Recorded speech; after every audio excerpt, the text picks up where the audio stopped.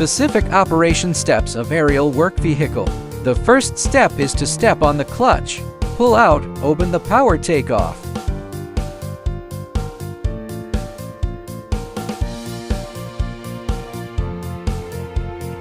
First, we're going to extend the horizontal legs. Put them all in level gear. Then extend the horizontal outriggers. These for rods. It controls these for outriggers. The outriggers are in place. Then go back to the empty seat. The high-altitude truck must stretch its legs. Dial to vertical gear again. No way!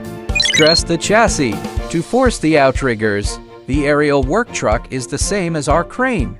Be sure to take the tires off the ground. While working, reach in. Hit this handle up.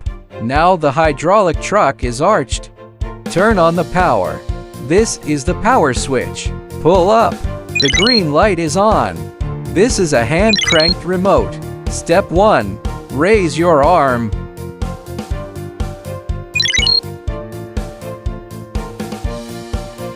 Keep your arms up. Step 2. Arm out.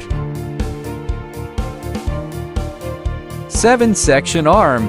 6-section synchronous scaling. It's there. Highest point. The distance to the ground is nearly 33 meters. That's arm rotation. This gondola has seat belts on it. In case of special circumstances, they protect us. This operation box can be opened. Sometimes we can. Put the manual remote on it. Own the arm. They're operating things at the same time. Here it is. Hydraulic oil pressure gauge. We now demand. The maximum pressure is 19 to 20. About 20. It's called an angle sensor. It's filled with hydraulic oil. It supplies oil to the hydraulic system. Income and expenditure legs. Last step on clutch. Close power takeoff.